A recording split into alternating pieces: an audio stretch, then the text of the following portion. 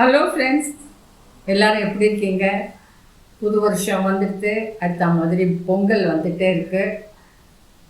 நடுவில் ஒரு 15 நாளைக்கு உங்ககிட்டேருந்து நான் ஒரு பிரேக் எடுத்துகிட்டு இருந்தேன்.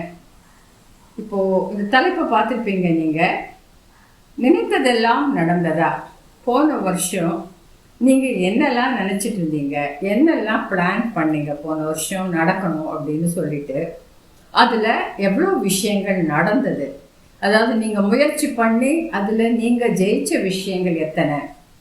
இல்லை சிலதெல்லாம் நான் ரொம்ப முயற்சி பண்ணினேன், ஆனால் கூட என்னால் சக்ஸஸ்ஃபுல்லாக ஆக முடியல, ஏதோ கிட்ட வந்து தட்டி போச்சு அப்படின்ற மாதிரி இருக்கலாம்.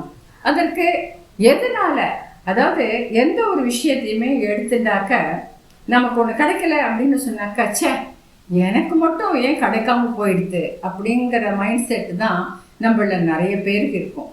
நான் சமீபத்தில் ஒரு இன்டர்வியூ ஒன்று பார்த்தேன். நான் அது அந்த இன்டர்வியூ கொடுத்தவர் ஒரு பெரிய நடிகர் மற்றும் தொழிலதிபர் எல்லாமா சேர்ந்தவர். ஆனால் தன்னை ஒரு சாதாரண மனுஷனாக தான் சொல்கிறார். அவர் என்ன சொல்கிறாரு, லைஃப்பில் எனக்கும் நிறைய நான் அடி வாங்கியிருக்கேன். நான் அப்போ ஒன்று நடக்கலை அப்படின்னாக்கா, சே எனக்கு மட்டும் ஏன் நடக்கலை, எனக்கு ஏன் அப்படின்ற கேள்வி வருது.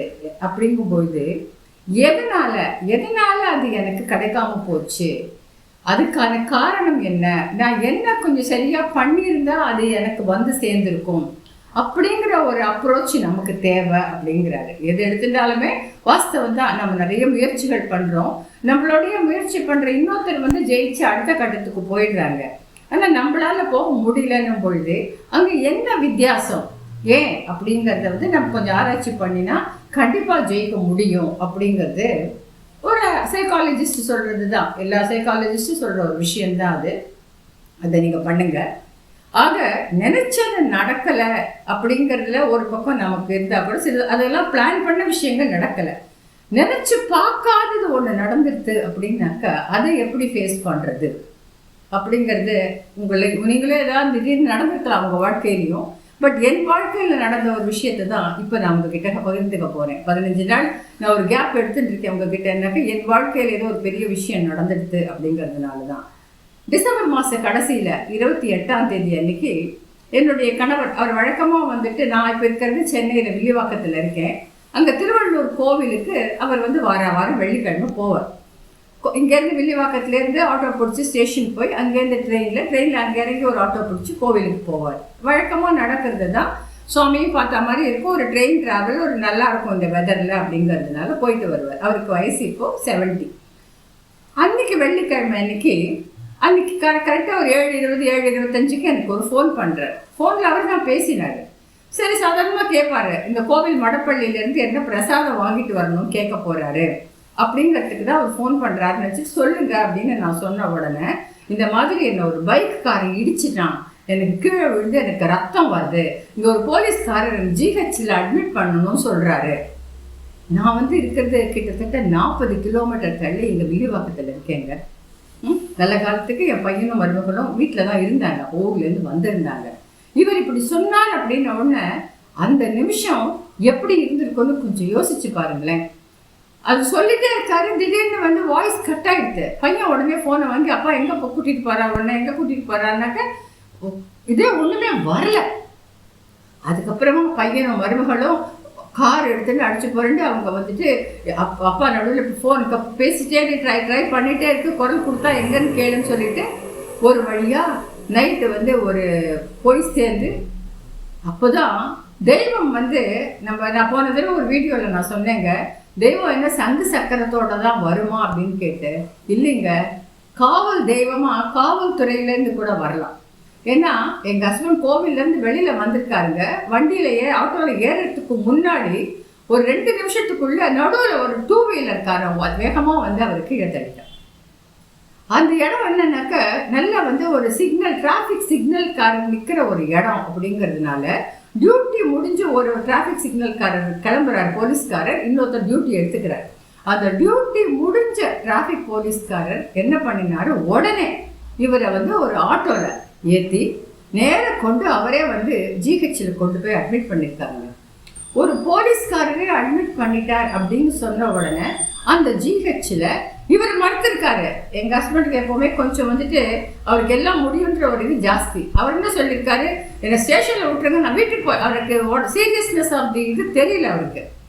என்ன சார் இது ரத்தமா வழியுது உங்களுக்கு, மொத்த தலையில் நெத்திலேருந்து ரத்தம் வஞ்சிட்டு இருக்கு, கையில ரத்தம் வருது அப்படின்னு சொல்லி அந்த போலீஸ்காரர் ஒரு பையன் மாதிரி அவரை ஒரு அதட்டு போட்டு நேர கொண்டு ஜிஹெச்ல போலீஸ்காரரே சேர்த்ததுனால அவங்க உடனே ஒரு எக்ஸ்ரே, உடனே ஒரு பிரெயின் ஸ்கேனு, டிடி போட்டு ட்ரீட்மெண்ட்டை உடனே ஆரம்பிச்சிட்டாங்க.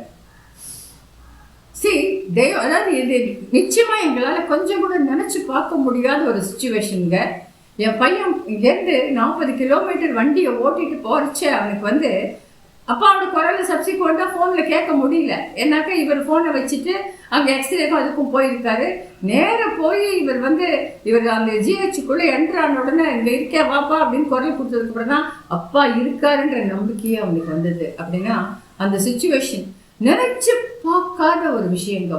வாழ்க்கையில நினைச்சது நடக்கலைன்னு நம்ம பல நேரத்தில் கண்டிப்பா அவங்களுக்கு நடந்துட்டு இவங்களுக்கு நடந்துட்டு எனக்கு அது நடக்கலை அப்படின்னு நான் நிறைய விஷயங்களுக்கு நான் கூட வருத்தப்பட்டிருக்கேன். நானும் சாதாரண ஹியூமன் தான், நிறைய பேர் அப்படி வருத்தப்படுறோம். ஆனா இந்த மாதிரி நினைச்சு பார்க்காத ஒரு சூழல் வரும் பொழுது அந்த பதட்டம் இருக்கு பாருங்களேன், அதை வார்த்தைகளால நம்மளால சொல்ல முடியாது. ஆனா அந்த நேரத்திலையும் அதாவது என்னன்னா, நான் வீட்டுல இருக்கேன், என் பையன் மருமக வேணுங்கிறது அங்கிளுக்கு ஒரு செட்டு ட்ரெஸ்ஸு கொடுங்கன்னு சொல்லிட்டாரு. ஏதோ பிரெட்டு வாங்கினா ஓஆர்எஸ் எடுத்துட்டு வாங்கி கையில் எடுத்துட்டு அங்கே போயிட்டு என் பையன் ஃபோன் பண்ணான். அம்மா நீ சிட்டி நேராக அவங்க ஃபர்ஸ்ட் எய்ட் கொடுத்துட்டாங்க, சிடி ஸ்கேன்லாம் பிரெயின் ஸ்கேன்லாம் ஒன்றும் இல்லை, அதெல்லாம் கையில் தான் அடிபட்டிருக்கு அப்பாவுக்கு.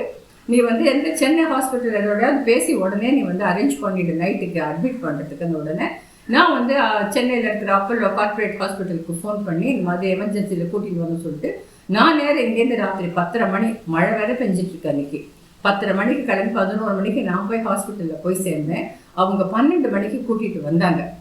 அந்த நேரத்தில் அதாவது அந்த போலீஸ்காரர் அப்படி அந்த காவல்துறை, நம்மளுடைய காவல்துறை நிச்சயம் பாராட்டணுங்க. அவர் டியூட்டி முடிஞ்சு வீட்டுக்கு போகிறவர் ஒரு பஸ் எல்லாம் கூட போயிடுச்சு ராத்திரி 7:30 மணிக்கு. அவர் எங்கேயோ தள்ளி ஒரு இடத்துல இருக்காரு. ஆனால் கூட மனிதாபிமானத்தோட இவர் கொண்டு போய் சேர்த்துருக்கலனாக்க இன்னைக்கு அவருக்கு சக்ஸஸ்ஃபுல்லாக ஆப்ரேஷன் முடிஞ்சு 10 நாள் ஆச்சு. வீட்டுக்கு நேற்றுக்கு தையல் பிரிச்சுட்டாங்க. ஆக நாம் என்ன நினைக்கிறோம்னாக்க நினைச்சது நடக்கலை அப்படிங்கிறதுனால வாழ்க்கை சோர்ந்து போயிடுறது இல்லை. நம்ம கூடாது, நினைக்காத ஒரு சந்தர்ப்பங்களில் கூட நமக்கு ஏதோ ஒரு ரூபத்தில் நமக்கு ஒரு ஹெல்ப் கிடைக்கிறது. அப்போது அந்த மாதிரி நமக்கு கிடைக்கிறது அப்படின்னு சொல்லும் பொழுது நாம் ஒரு பொது இடங்கள்லையோ ஏதோ ஒரு சுச்சுவேஷனில் நமக்கு அந்த மாதிரி யாருக்காவது ஹெல்ப் பண்ண முடியும் அப்படின்னு சொன்னாக்க நாம் தயங்காம நிறைய பேர் பார்க்குறோம்னாக்க ஒரு ஆக்சிடென்ட் நடக்கிறதுனாக்க அந்த வீடியோ எடுத்து சோஷியல் மீடியாவில் பகிர்றதுல ரொம்ப வேகமாக இருக்காங்க. அதே ஆர்வம், அதே துடிப்பு அவங்களுக்கு எந்த விதத்தில் ஒத்தாசை பண்ண முடியும், ஹெல்ப் பண்ண முடியும். ஒரு ஃபர்ஸ்ட் எய்டுக்கோ ஒரு டாக்டர் மட்டும் இல்லை, ஹாஸ்பிட்டலுங்கிற கேஸ் மட்டும் இல்லை, யாரோ ஒருத்தர் திருடின்னு போயிடுறான், இல்லைன்னா யாராவது ஒரு நமக்கு இன்னைக்கு நடக்கிற விஷயங்களை, நாட்டில் நடக்கிற மோசமான விஷயங்கள் அப்படின்னும் போது பெண்களுக்கு நேரில் அவமானம் தான். அந்த மாதிரி நம்ம கண்ணு முன்னாடி ஒன்று நடக்கும்போது ஒருத்தர் தட்டி கேட்குற தைரியம், அவங்க கிட்டே அவங்கள ப்ரொடெக்ட் பண்ணுற விஷயங்கள், இது எல்லாம் ஆக நடந்து முடிந்த விஷயங்கள், நடக்க போகிற விஷயங்களுக்கு நம்ம இந்த வருஷத்தில் நிறைய முயற்சி பண்ண போகிறோம். நம்ம என்ன சக்ஸஸ் ஆக போகிறோம், போன வருஷம் சக்ஸஸ் ஆகாத விஷயங்களுக்கு சக்ஸஸ் ஆக போகிறோம் அப்படின்னு சொல்கிற வேலையில் திடீர்னு ஒன்று நடந்துட்டா கூட அதுக்கு அப்செட் ஆகாமல் ஸ்டெப் பை ஸ்டெப்பாக அடுத்து என்ன பண்ணலாம், அதுக்கு அடுத்து என்ன பண்ணலாம். ஏன்னா ஓவர்வெல்மிங் ஆஃப் தாட்ஸ், அந்த இமோஷனல் ஓவர்லோட் அப்படின்னு நம்ம சொல்லுவோம். அது நமக்கு யோசிக்கிற சக்தியை நம்ம மேலே மேலே மேலே யோசிக்கிறச்சு எனக்கு அந்த 1 மணி நேரம் அந்த இமோஷனல் ஓவர்லோடு. ஏன்னா இவருக்கு என்ன ஆச்சா, இவங்க பசங்க கூட்டின்னு வர முடியுமா, இந்த ஹாஸ்பிட்டலில் எடுத்து அடுத்தடுத்து வரும்போது என்ன செய்யறதுங்கிறது இல்லாமல் நம்ம ஒரு மாதிரி பேரலைஸ்ட் ஆகிடும். அதாவது ஃப்ரீசரில் வச்சது மாதிரி நம்ம மனசு ஆகிடும். அப்படி இல்லாமல் கண்டிப்பாக நம்மளால் அடுத்து என்ன பண்ண முடியும், இதுக்கு அடுத்து என்ன பண்ண, எந்த சுச்சுவேஷன்லையுமே ஒரு எக்ஸாம் நம்ம ரொம்ப நல்லா பண்ணியிருக்கோம், ஆனால் அந்த எக்ஸாமில் நம்மளால் ஜெயிக்க முடியல அப்படின்னாக்கா அடுத்த நினச்சி பார்க்காத விஷயம்தான் அது. அதே மாதிரி இன்றைக்கு பல விஷயங்களில் பல நேரங்களில் திருமணங்கள் நிச்சயமாகிறது நின்று போகிறது. இப்படி எல்லா இடத்துலையுமே எங்கே அடுத்த கட்டத்துக்கு நாம் எப்படி போகிறது அப்படிங்கிறத நம்ம யோசித்தோம் அப்படின்னாக்க கண்டிப்பாக நம்மளால் இந்த இமோஷனல் ஓவர்வெல்மிங் இமோஷனல் ஓவர்லோடு இல்லாமல் நமக்கு வரக்கூடிய சுச்சுவேஷன்ஸை அது எப்படி இருந்தாலும் அதை நம்ம கண்டிப்பாக அணுக முடியும். அதுலேருந்து நம்மளால் வெளியில் வர முடியும். இந்த புது வருஷத்தில் நீங்கள் வந்துட்டு கண்டிப்பாக நீங்கள் மனசில் நினைக்கிறதெல்லாம் நடக்கணும் அப்படிங்கிறத தான் நான் வாழ்த்துறேன். அதுக்கான முயற்சிகளை ஸ்டெப் பை ஸ்டெப்பாக கோல் ஃபோக்கஸ். இந்த மாதம் என்ன பண்ணலாம், அதுக்கு அடுத்த மாதம் என்ன பண்ணலாம், வெயிட் குறைக்கிறதா, அப்படி இல்லைன்னா எக்ஸாம் எழுதுறதா, ஐஏஎஸ் எக்ஸாம் எழுதுறதா, வெயிட் குறைக்கிறதா, ஆஃபீஸ் எக்ஸாமா, இல்லைன்னா உங்கள் ஹெல்த்தா, எதுவாக இருந்தாலும் படிப்படியாக நீங்கள் உங்களை கவனிச்சிங்கன்னு சொன்னாக்க you will be perfectly all right. நினைத்தது கண்டிப்பாக நிறைவேறும். Wishing you all the very best. இந்த வீடியோ உங்களுக்கு பிடிச்சிருந்ததுன்னா இதை லைக் பண்ணுங்கள், ஷேர் பண்ணுங்கள், கமெண்ட் பண்ணுங்கள். வேறு ஒரு வீடியோவில் நான் உங்களை சந்திக்கிறேன். இந்த சேனலை இது வரைக்கும் சப்ஸ்கிரைப் பண்ணாதவங்க பண்ணிவிடுங்க. உங்கள் ஃப்ரெண்ட்ஸுக்கும் இதை ஷேர் பண்ணுங்கள். Thank you so much.